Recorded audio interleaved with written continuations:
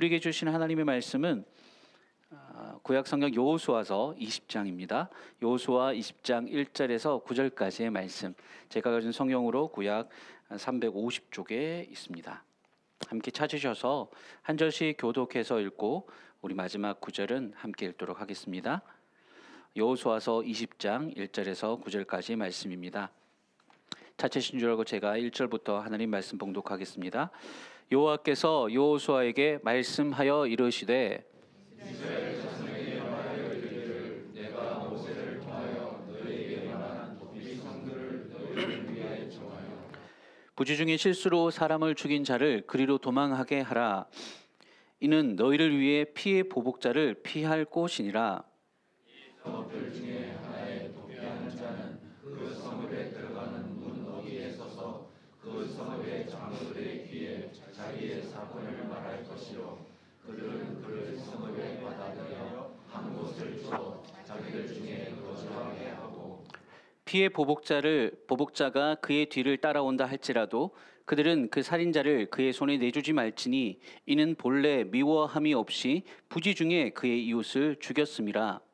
그 살인자는 회중 앞에 서서 재판을 받기까지 또는 그 당시 대제사장이 죽기까지 그 성읍에 거주하다가 그 후에 그 살인자는 그 성읍 곧 자기가 도망하여 나온 자기 성읍으로 자기 집으로 돌아갈지니라 하시니라. 이에 그들이 납달리의 산지 갈릴리 게데스와 에브라임 산지의 세겜과 유다 산지의 기럇 아르바 곧 헤브론과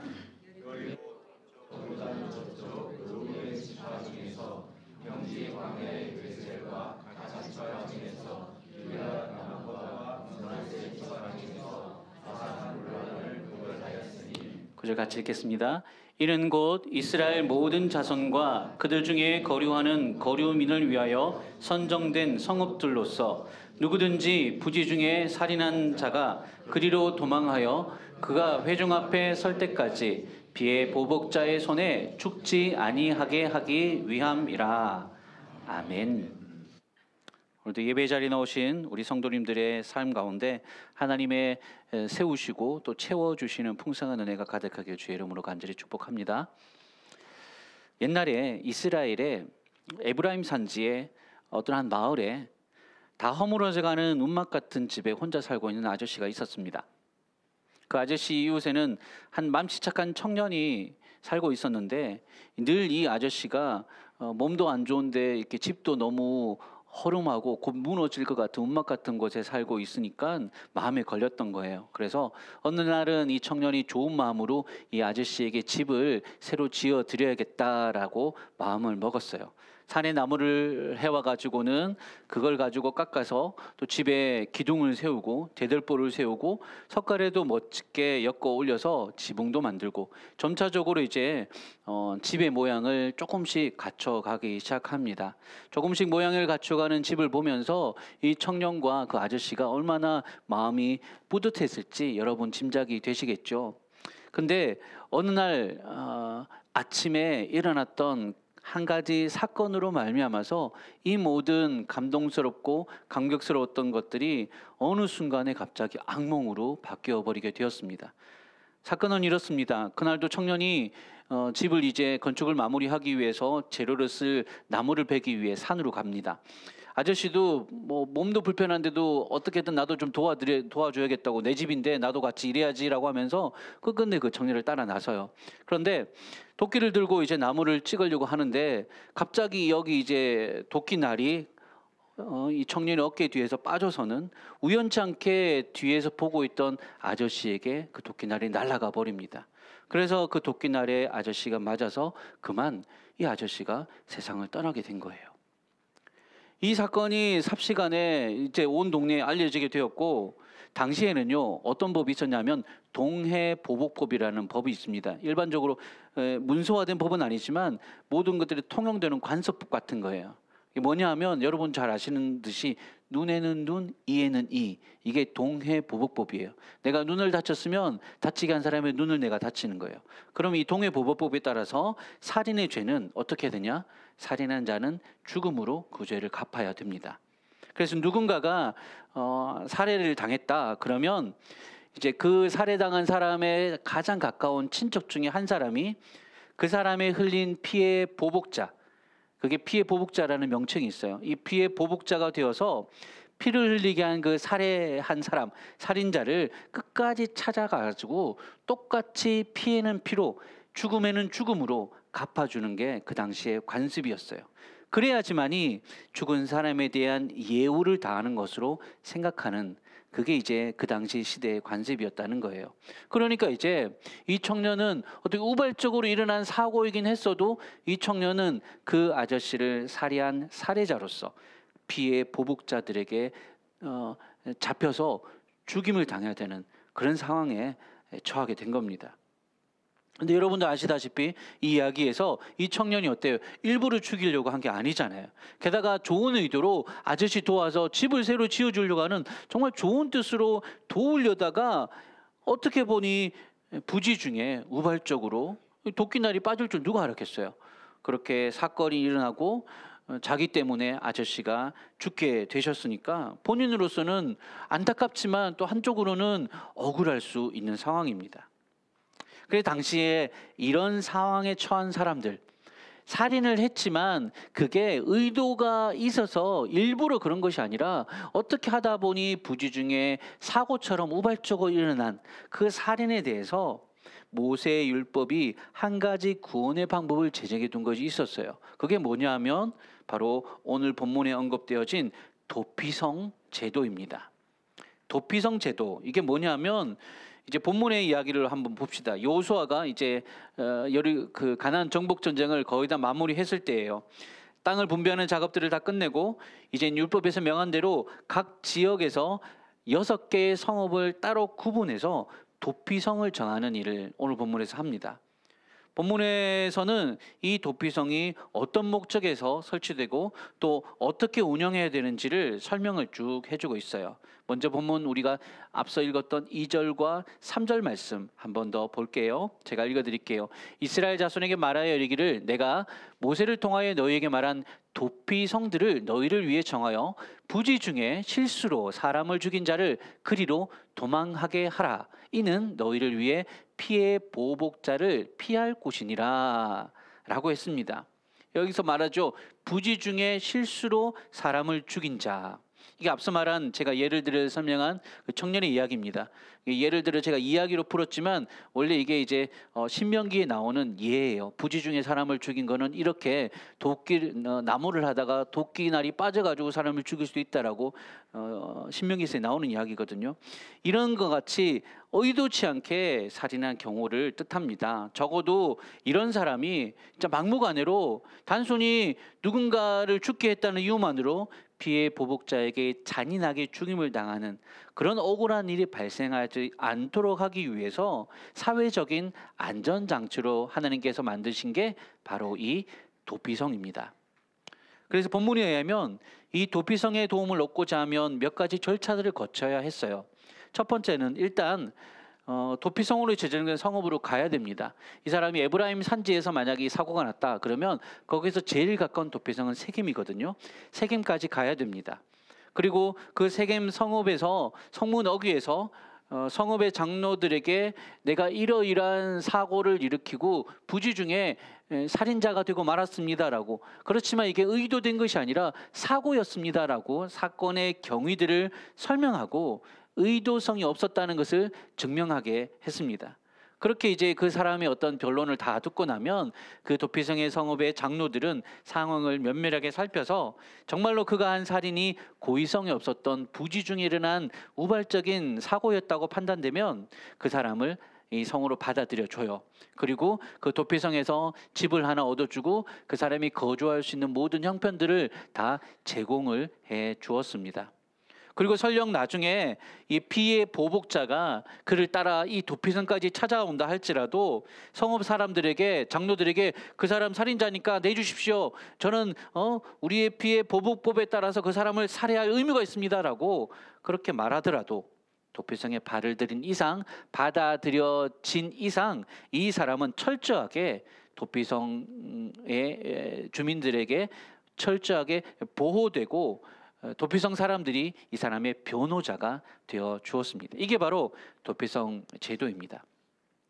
하지만 그렇다고 해서 이 사람이 부지중요한 살인이 다 정당화되고 모든 것이 다 없던 것이 되는 건 아닙니다. 어쨌든 그래도 사람이 죽었잖아요. 누군가는 그에 대한 어떤 책임을 져야 되는 것이죠. 그래서 본문에 보시면요, 일단 이 사람 일단 이렇게 임의로 피의자라고 불러봅시다. 이 피의자라고 하는, 본문에서는 살인자라고 하지만 그래도 의도하지 않은 살인이다 보니까 좀 피의자라는 표현을 제가 쓸게요. 이 피의자가 회중 앞에서 정당한 재판을 받을 권리를 얻습니다. 그런데 그렇게 재판을 통해서 살인의 고의성이 없다고 증명이 되더라도 곧바로 집에 갈 수는 없었어요. 뭐냐 하면 본문 6절을 보세요. 6절에 이렇게 나와 있어요. 화면에 띄워주시고요. 제가 읽겠습니다. 그 살인자는 회중 앞에 서서 재판을 받기까지 또는 그 당시 대제사장이 죽기까지 그 성읍에 거주하다가 그 후에 그 살인자는 그 성읍 곧 자기가 도망하여 나온 자기 성읍 자기 집으로 돌아갈지니라 하라 하시니라 라고 했어요.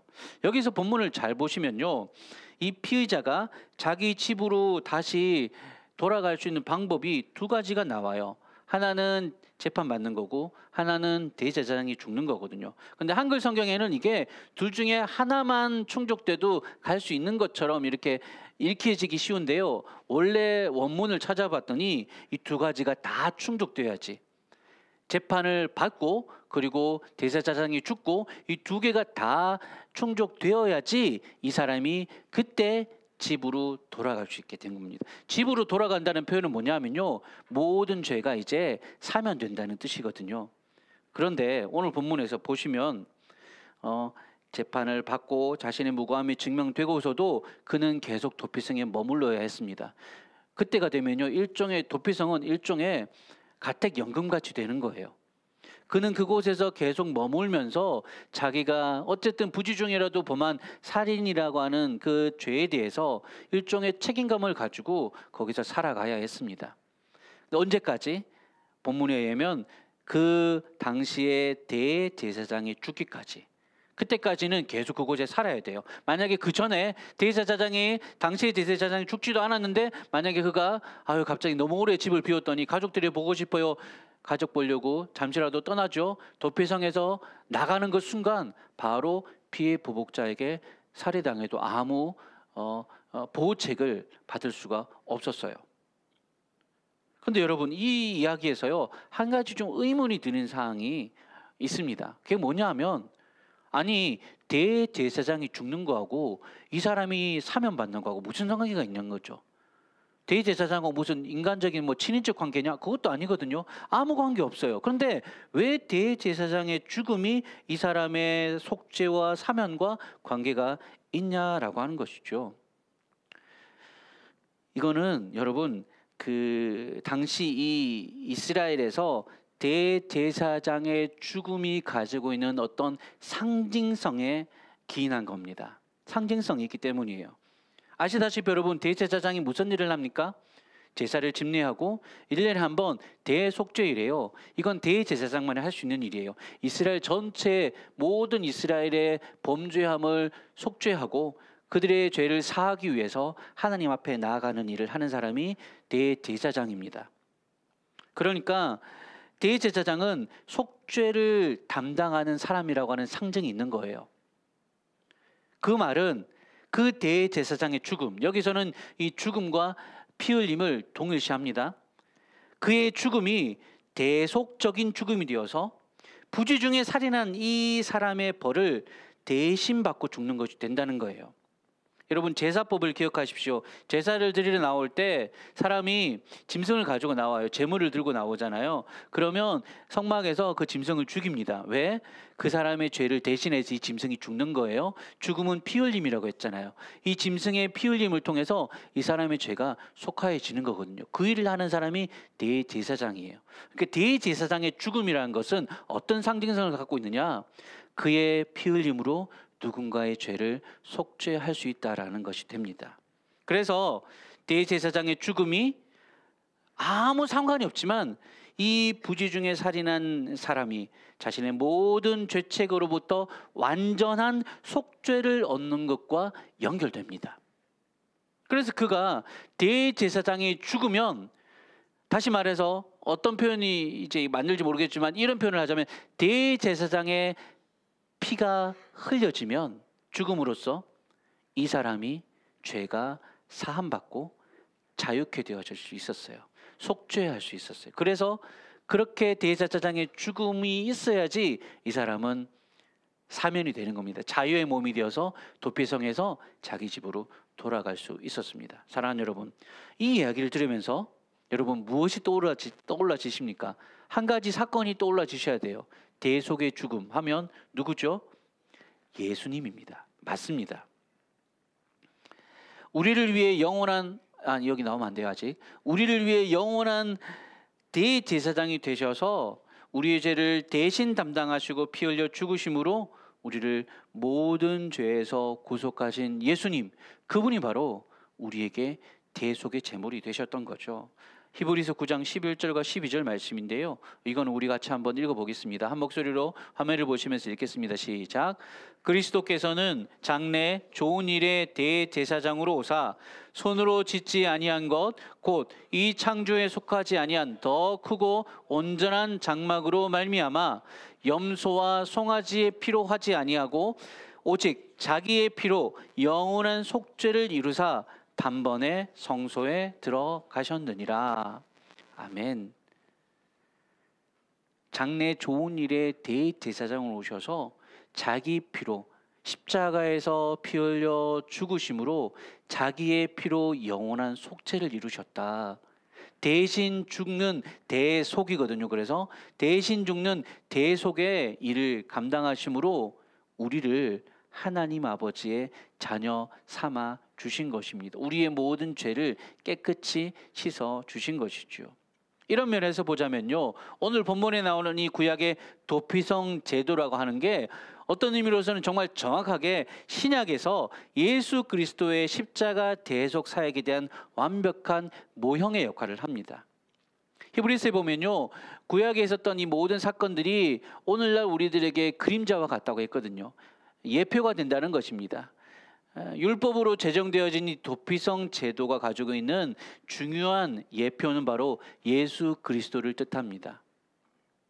저는 본문의 내용이 정확하게 예수 그리스도께서 하셨던 두 가지 사역을 예표하고 있다고 믿습니다. 첫 번째 사역은 뭐냐면 피난처이신 그리스도를 나타내 보여줍니다. 이제 화면에 띄워주세요. 여러분, 도피성은요, 예수님께서 우리에게 피난처가 되신다는 사건을 예표하고 있습니다. 우리 주님은 하나님 앞에 범죄한 자들이 피하여 달려갈 수 있는 영원한 피난처가 되시는 분입니다. 그분은 긍휼하심을 얻기 위해 주의 이름을 부르며 의지하는 모든 이들의 영원한 도피성이고 피할 바위가 되시고 우리를 지켜주는 요새가 되어주시는 분이십니다. 오늘날에도 힘없고 연약한 자들, 아무에게도 보호받지 못하는 그런 이들이 달려가 피할 수 있는 피난처가 바로 우리 예수님이십니다. 어떤 절망적인 상황이라도 누군가는 우리의 상황을 알아주고 누군가는 우리의 하소연을 들어주고 받아주시는 존재가 있다는 사실, 그게 얼마나 우리에게 위안이 되는지요. 바로 우리 주님께서, 우리 예수님께서 우리의 삶의 도피성이요 피난처가 되셔서 그런 일들을 하신다는 겁니다. 바라기는 오늘 이 시대 속에서 정말 어렵고 힘든 상황을 마주했을 때 예수님을 우리의 삶의 도피성이요 피난처로 삼고 그 주님을 늘 의지하며 살아가시는 그 은혜가 우리 모두에게 있기를 주의 이름으로 간절히 축원합니다. 아멘. 두 번째로요, 이 도피성이 상징하고 예표하는 것은 구속자 그리스도입니다. 구속자 그리스도. 우리 주님은 그 무엇으로도 해결할 수 없는 죄의 문제를 해결해 주시는 구속자이십니다. 참 하나님이시자 참 인간이셨던 이 예수님께서 아무 죄도 없으신 분으로서 죄인 된 우리를 대신해서 십자가에서 피를 흘리셨습니다. 마치 오늘 본문에서 대제사장의 죽음이 도피처로 피한 이 사람에게 완전한 속죄와 자유의 사면을 주었듯이 예수님의 십자가 고난과 죽으심으로 인해서 죄 없으신 그분이 죄 있는 우리를 대신해서 형벌 받으시고 죄의 값으로 죽어 주심으로 피 흘려 주심으로 말미암아 우리의 죄가 대신 속하여졌고 우리는 구원과 해방을 누리게 되었습니다. 이게 대속입니다. 대신 속하다. 우리의 죄값을 우리로서는 도무지 절대로 치러낼 수 없는 이 죄의 값을 예수님이 대신 지불하시고 우리를 자유케 해 주신 것입니다. 그리스도 안에 있는 자에게는 이제 더 이상 그 어떤 정죄함도 없습니다. 우리가 보혈의 권세 아래 있는 이상 사탄은 더 이상 우리를 어떻게 흔들지 못합니다. 예수님께서 우리 대신 징계를 받으심으로 우리가 살았고 우리가 나음을 입었습니다. 지금도 그분께 피하는 모든 이들에게 영원한 구원과 생명이 되십니다. 이것이 우리가 듣고 깨닫고 믿게 된 복음입니다.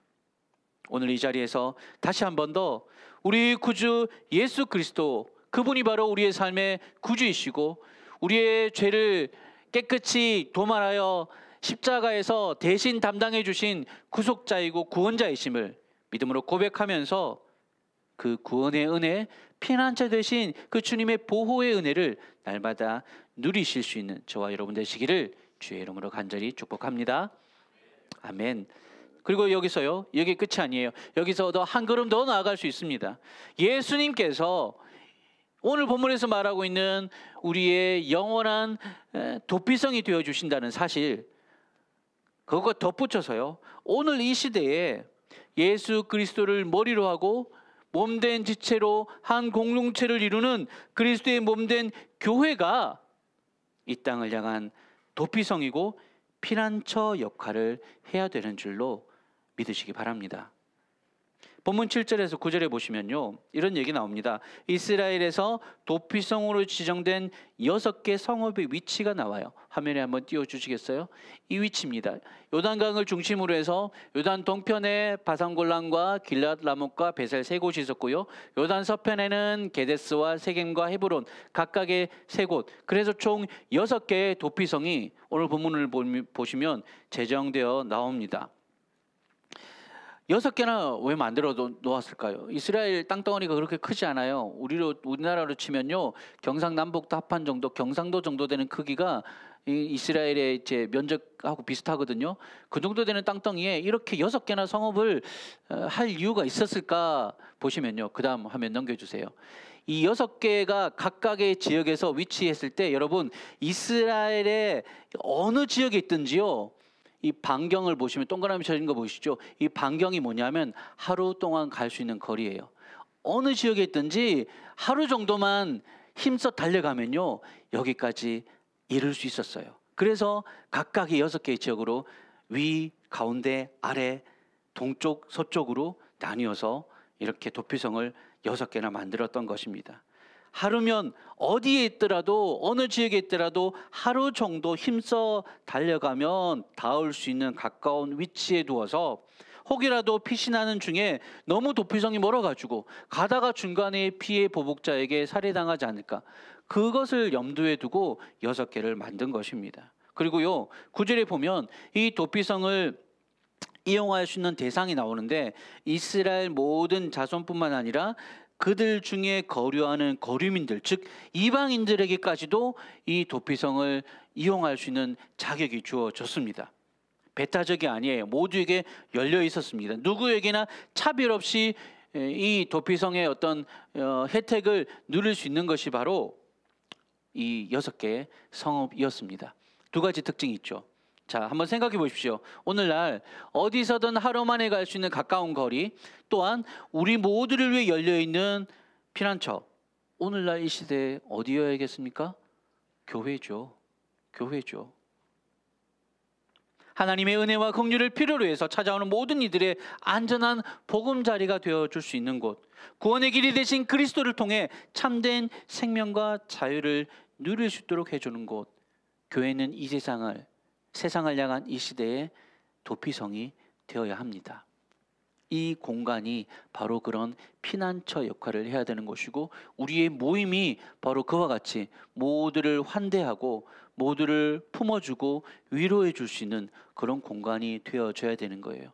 교회라고 해서 여러분, 교회의 존재 이유가 무엇인 줄 아십니까? 교회는 단순히 세상에서 부름받아서 함께 모여서 구원받은 은혜를 감격하고 감사하면서 우리가 예배드리면서 이곳에서 천국을 경험하고, 그것도 물론 교회이죠. 근데 그게 교회가 다가 아니라는 거예요. 우리끼리만 좋게, 우리끼리 행복하게 지내는 것, 하나님 그것을 교회라고 부르지 않습니다.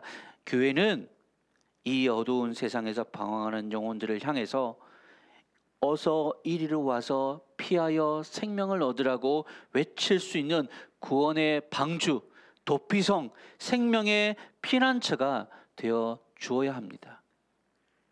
우리 교회가 세워진 이 마산동에서, 이 은여울 마을에서 은여울 교회가 영혼들을 살리는 도피처고, 사람들에게 소망과 위로를 주는 피난처의 역할을 감당할 수 있게 되길 소망합니다. 이웃들이 그래도 저기 교회가 있어서 참 위안이 된다라고 말할 수 있는 그런 것이 되어야 돼. 교회는 바로 그런 것입니다. 이를 위해서 여러분, 사람들이 이 교회를 찾아올 수도 있죠. 근데 요즘 이제 교회를 참 오기 힘들잖아요. 그럼 어떻게 해야 돼요? 우리 한 사람 한 사람이 교회잖아요. 하나님의 성전이고 우리 성도 한 사람 한 사람이 사실은 교회거든요. 우리가 이제 흩어져서 이 예배 드려서 우리가 은혜를 받고 은혜를 체험받아서 예수 그리스도와 함께 세상으로 나아가서 우리가 세상에서 성도 한 사람 한 사람이 도피처가 되어줄 수 있어요.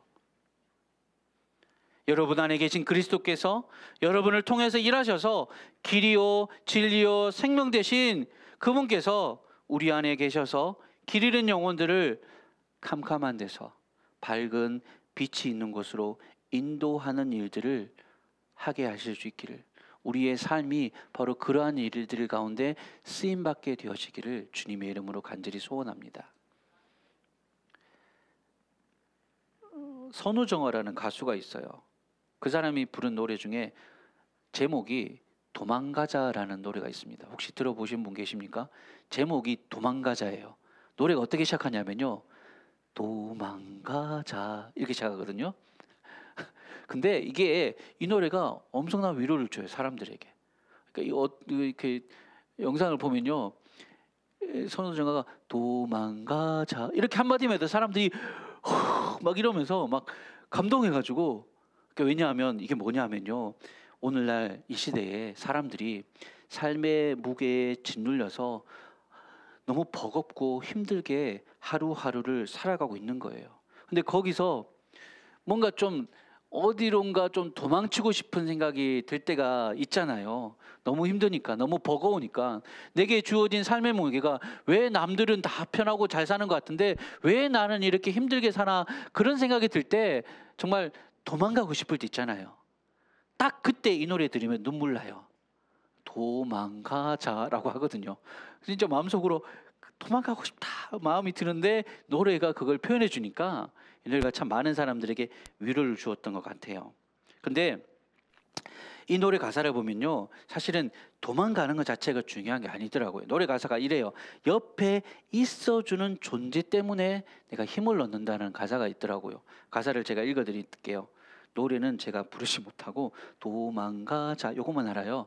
도망가자. 뒤에 가사가 뭐냐면, 멀리 안 가도 괜찮을 거야. 너와 함께라면 난 다 좋아. 너의 마음이 편할 수 있는 곳, 그게 어디든지 얘기해줘. 너랑 있을게. 이렇게 손 내밀면 내가 잡을게. 두려울 게 있을까? 어디를 간다 해도 우린 서로를 꼭 붙잡고 있으니. 이 가사거든요.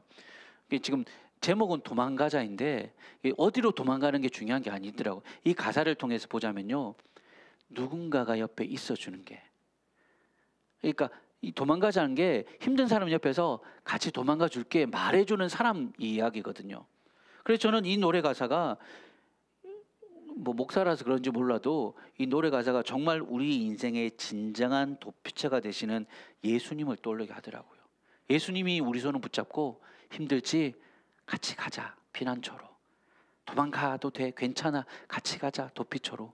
이렇게 말씀해 주시는 것 같더라고요. 사랑하는 여러분, 인생의 영원한 도피성이 예수 그리스도이십니다. 안주간도 그분을 믿고 의지함으로 그분을 피난처 삼고 그분을 구원자로 삼아 살아가시길 바라고요.